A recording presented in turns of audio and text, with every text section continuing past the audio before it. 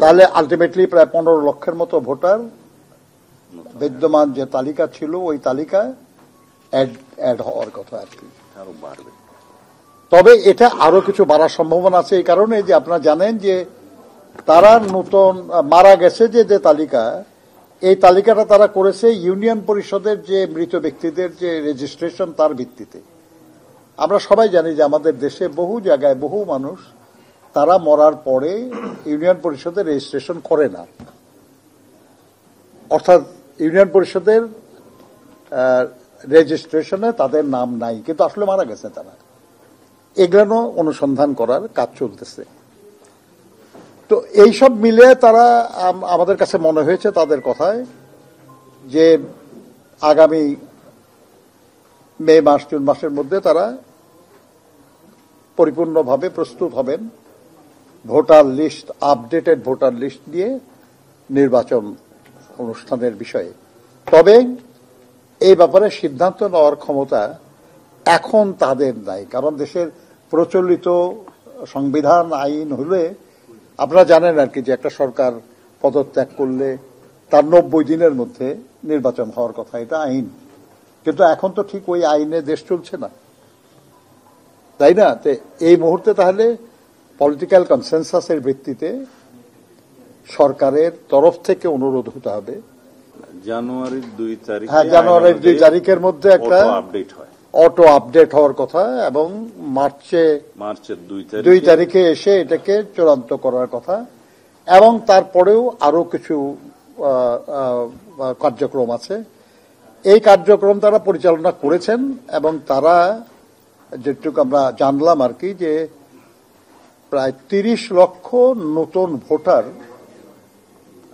আগামী দিনে যুক্ত হবে। এগুলো তালিকায় বাদ পড়েছিল, তাদেরকে ভোটার আগে করা হয় নাই, তারা হবে।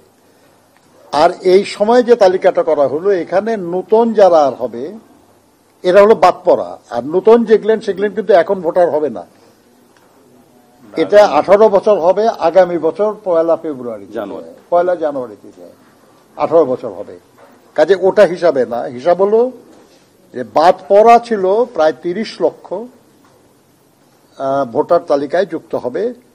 আবার এর মধ্যে আপনার 15 লক্ষের মতো বাদ পড়ে যাবে, কারণ তারা মারা গেছে, মৃত। তো তারা এই মুহূর্তে কি কার্যক্রম করছেন, আর জাতীয় নির্বাচনের বিষয়ে তাদের প্রস্তুতি কি, এই বিষয়গুলি নিয়ে আমরা মত বিনিময় করেছি। এবং আমরা তাদের কাছে জেনেছি যে তারা তাদের কমিশনের পক্ষ থেকে একটা কর্মসূচি তারা ঘোষণা করেছিলেন, একটা যে তারা কবের মধ্যে কি করবেন। এবং এটা খালি তাদের বলা না, এটা দেশের সংবিধান অনুযায়ী, প্রচলিত আইন অনুযায়ী এটা কিছু বিধান আছে যে ফেব্রুয়ারির মধ্যে।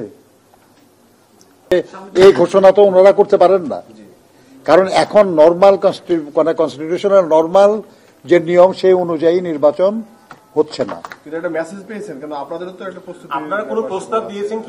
না, আমরা এ ব্যাপারে কোনো প্রস্তাব দেওয়ার কিছু না। আমরা বলেছি আমরা তো এটা এনাদের কাছে বলবো না। এটা যেহেতু এই নির্বাচন ঘোষণার দায়িত্ব এখন সরকারের, তারিখ ঘোষণার বা ই করার, মানে কখন হবে এটা বলা, তারপরে শিডিউল ঘোষণা তো তারাই করবে, নির্বাচন কমিশন করবে। আগামীকাল আপনারা জানেন যে প্রধান উপদেষ্টার সঙ্গে আমাদের একটা আলোচনা আছে, আমরা সেখানে প্রসঙ্গ নিয়ে আলোচনা করব। ধন্যবাদ। এবং তার ভিত্তিতে নির্বাচন কমিশন নির্বাচন অনুষ্ঠান করবেন।